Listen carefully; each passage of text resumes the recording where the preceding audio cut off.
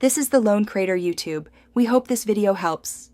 In this video, I will explain how to go online with TIA Portal. First, make sure your TIA Portal project is open and free of compilation errors. This is a crucial first step for a smooth connection.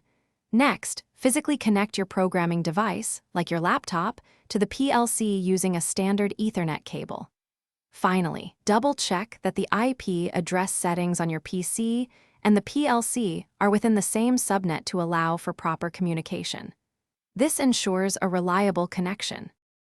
Once your physical connection is secure and IP addresses are compatible, it's time to establish the software connection.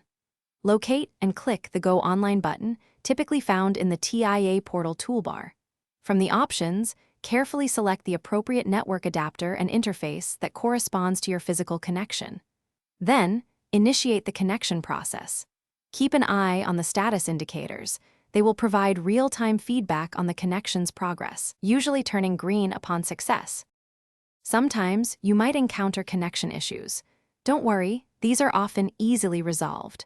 First, verify that your programming device's firewall isn't blocking TIA Portal's communication. Temporarily disabling it can help diagnose.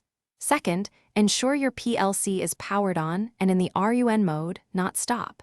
A PLC in stop mode cannot establish an online connection. Lastly, utilize the Accessible Devices feature within TIA Portal to scan for and identify your PLC on the network, which can help pinpoint connectivity problems. Once you are successfully online, a world of possibilities opens up. You can now monitor the PLC program status and observe variable values in real time, which is incredibly useful for debugging. TIA Portal also allows you to perform online modifications, making small adjustments to your program without stopping the PLC. After making changes, you can download them directly to the PLC. Furthermore, leverage the powerful diagnostic tools available to identify and resolve any operational issues quickly and efficiently, ensuring smooth system performance.